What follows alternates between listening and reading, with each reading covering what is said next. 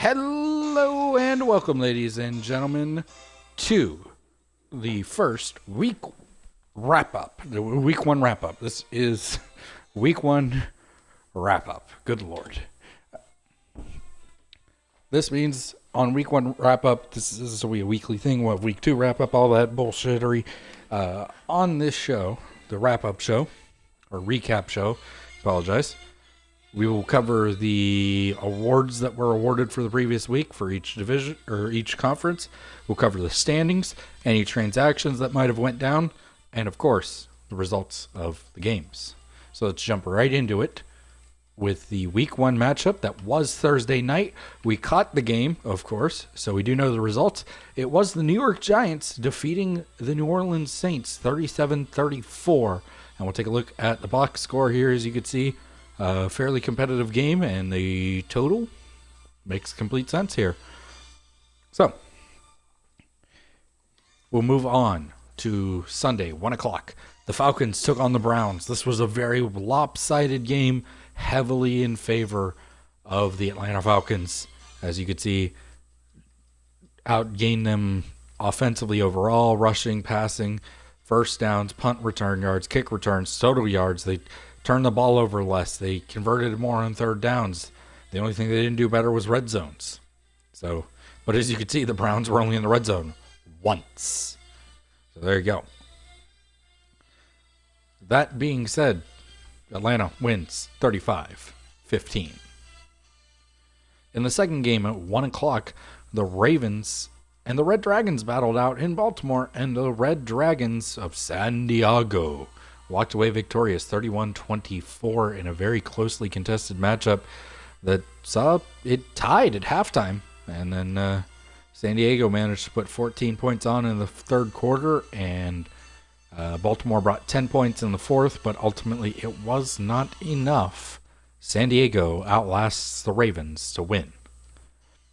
Next up, we have the Packers and the Bisons, and this was a simple one. No offensive highlights to show for the Packers.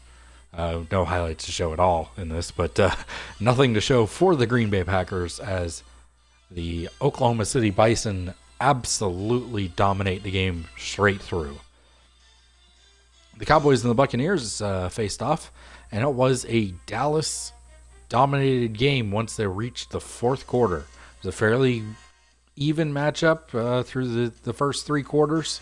It was only 21-14 at the start of the fourth quarter, but as you could see, it went sideways quick for the Buccaneers, and the Cowboys walk away victorious 52-28. I don't believe that was the highest scoring game, although it might have been. Next up is the Miami Dolphins and the Houston Oilers. We caught this game. This was one of our broadcasted games. The Miami Dolphins walked away victorious over the Houston Oilers. Very close game. A lot of turnovers in that game. 5 total turnovers. But overall, it was the Miami Dolphins getting it done over the Houston Oilers. And we have the Denver Broncos and the Orlando Sentinels. I watched this game personally. This was not a game that I broadcasted. But as you can see, it was a very highly dominated game by the Sentinels. But they turned the ball over 3 times, including on the final drive as they tried to secure the game. They turned the ball over. Denver went down and scored a touchdown. And Denver ended up winning. So Denver with the comeback, and Orlando walks home losers week 1. Next up is the Washington Redskins and the Philadelphia Eagles. Eagles hold on to home field advantage 35-30 over the Redskins. That was actually a late scoring touchdown by the Eagles as well in the waning seconds of the game. The Bats and the Colts faced off in Indianapolis, and what a game it was. Final score 24-23. So, an incredible game. Love those type of games. After that, we have the Raiders and Chargers, which was a game that we did, in fact, catch on the stream, as the Chargers walked away victorious over the Raiders late in that game as well. I believe that field goal coming at the end of the game, that was to seal it. Chiefs and the Rams took place in the Coliseum in LA. And as you can see, the Chiefs walked away victorious 31-17. Not much to really show for the Rams through the first half. They kind of made an attempt at a comeback in the second half, but there just was not enough time to get it going once they finally did get their offense going. The Vikings and the Explorers met in Minnesota to an outcome of 17-15, and as you continue to see, just another closely contested battle. So I like the way that it's looked so far across the board. A lot of close games, not too many blowouts, but there were some. The Lions played the 49ers in San Francisco, and Detroit walked away victorious 41-31, 10-point victory. So the 49ers could not take advantage of home field advantage away from that game and pick up the victory. In the Sunday night game that we caught, Joe Montana throwing multiple interceptions, especially late in the game, ends up throwing the game for the Patriots. As you can see, 6 turnovers in total. The Pittsburgh Steelers walk away victorious 39-20, and I actually want to check here because Bernie Kosar ended up coming into the game at some point. Dan Marino, I believe, got hurt for a little bit. But Joe Montana, 5 interceptions and I believe 1 fumble. He did, in fact, fumble the ball as well. 2 fumbles. One of them was lost. So all turnovers related to Joe Montana. The Titans and Mounties, we got that game as well. 25-23, very close game. Toronto holds on as Tennessee tried to mount the comeback. They scored late in the game and went for 2, but they failed, and Toronto walks away victorious. That just leaves the last Monday night game, the one game that we didn't catch, and it was the Seattle Seahawks playing host to the Chicago Bears. And as you can see, Seattle walks away handedly with a 2-touchdown advantage. 3-score advantage, to be exact. So congratulations to all of the winners in Week 1. Let's take a look at how the division standings shape up. Yeah. Overall, the Bison, Steelers, Seahawks, Lions, Eagles, Cowboys, Dolphins, Giants, Chargers, Broncos, Mounties, Colts, Falcons, Chiefs, Red Dragons, and the Explorers all walk away as victors in Week 1. Of course, 16 teams will walk away victorious each and every week unless there is a tie. Top of the AFC goes to the Steelers. I believe that's due to... I have no clue. I don't know how they're first overall right now, but that's where they are. NFC-wise, the Bison first overall, so there you go. In the AFC North, the Steelers were the only victorious team in the division, so as you can expect, Sentinels, Ravens, and Browns all in the loss column. In the AFC South, the Colts walk away as the only victor in that division, so in a very similar situation. The Colts, top of the board there.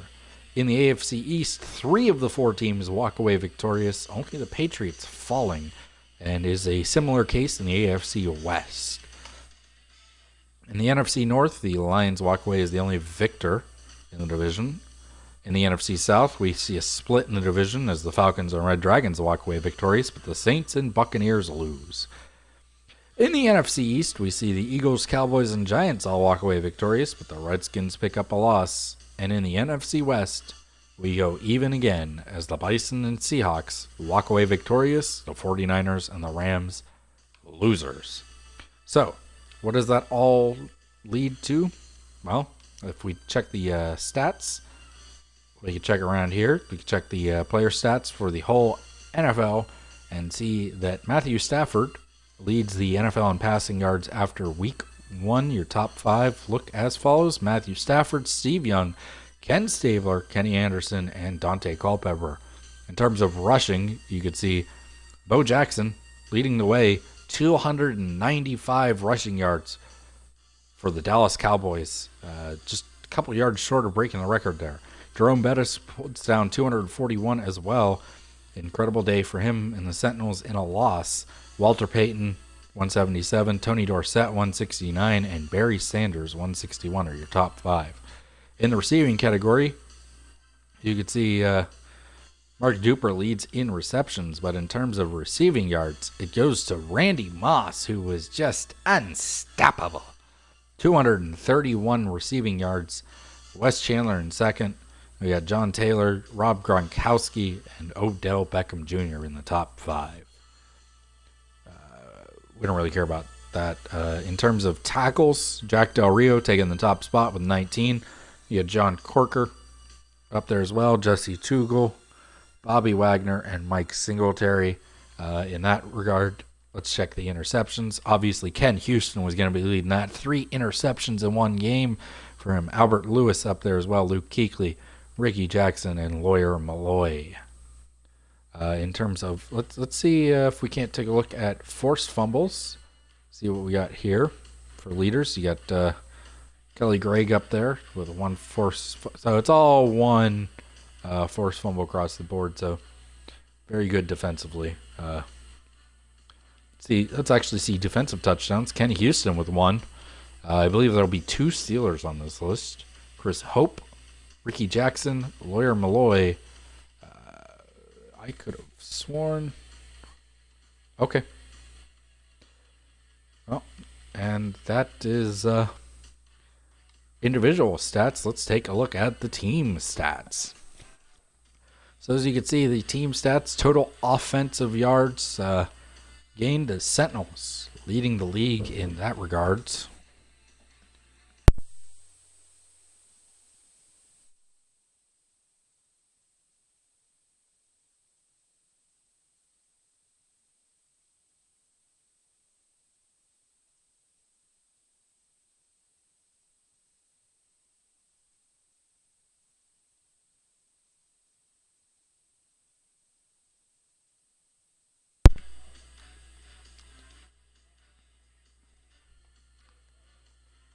On the defensive side of the ball, total yards allowed the Bison take the bottom spot, which is the best spot, number 1, at 140 total yards allowed. So there you go.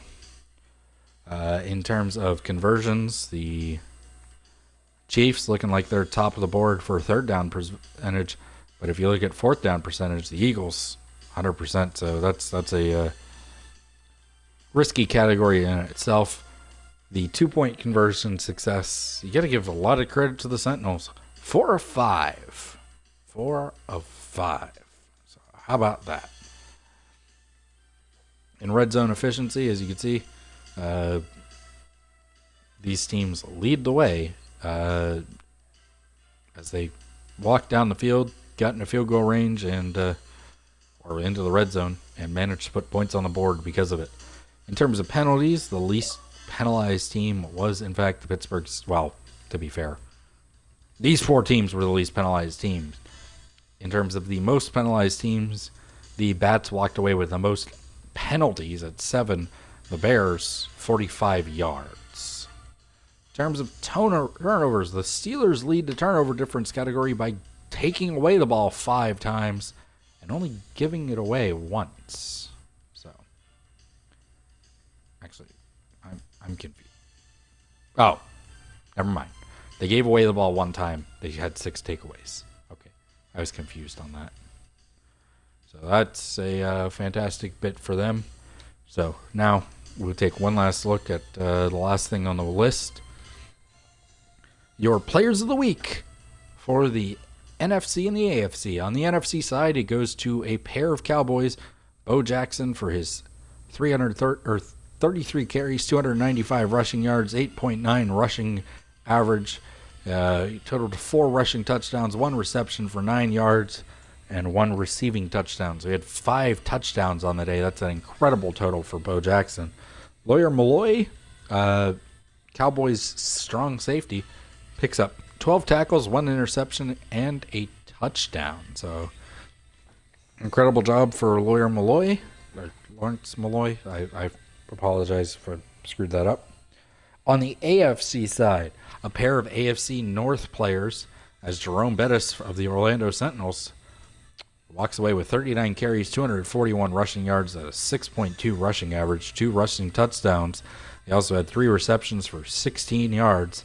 And for the Pittsburgh Steelers, strong safety Kenny Houston, 7 tackles, 3 interceptions, 1 forced fumble, and a touchdown. So that is your recap of week 1. Let's take a look at what we can expect for week 2. So week 2 will, in fact, start off with the Thursday night game of the Dolphins at the Broncos. Miami Dolphins on TV for the second straight game, or second straight week. At the 1 o'clock game, we will see the Atlanta Falcons come into town to take on the Orlando Sentinels. So we'll see how interesting of a game that will be. It's going to be really interesting to see the Tampa Bay Buccaneers and Sentinels match up. So I can't wait for that one. That one will definitely be a broadcasted game as well. At the 4 o'clock time slot, we will see the Seahawks travel to San Francisco to take on the 49ers. Sunday Night Football, we'll see the Ravens at the Steelers. And the Giants will take on the Eagles on Monday Night Football. So thank you all for joining us for this recap of Week 1. We look forward to seeing all of the action for Week 2. Thank you.